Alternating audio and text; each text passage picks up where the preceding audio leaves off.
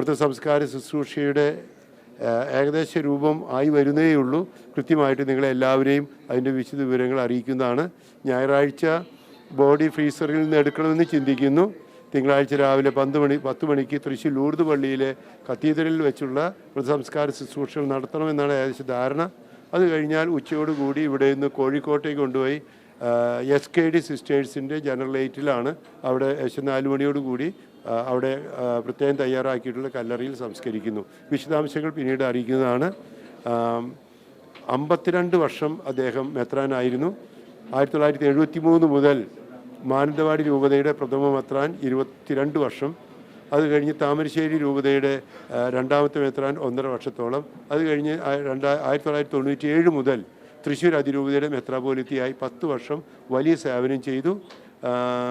വളരെ Jubilee Medical College, Jyothi Engineering College തുടങ്ങി പല സ്ഥാപനങ്ങൾ അതിരൂപതയുടെ ആത്മീയവും ഭൗതികവുമായ വളർച്ചയ്ക്ക് ഉതകുന്ന വിവിധ പരിപാടികൾ ചെയ്ത വ്യക്തിത്വമാണ് തൂങ്കുഴി പിതാവ്. 2007 അദ്ദേഹം റിട്ടയർ ചെയ്തപ്പോൾ 75 വയസ്സായപ്പോൾ പിന്നെ അന്നു മുതൽ അദ്ദേഹം റിട്ടയർമെൻറ്റ് ലൈഫ് ജീവിച്ചത് തൃശ്ശൂർ കാച്ചേരിയിലുള്ള മഡോണ മൈനർ സെമിനാരിയിലാണ്. അദ്ദേഹം 1 വർഷത്തോളമായി ബെഡ്രിഡനായിരുന്നു.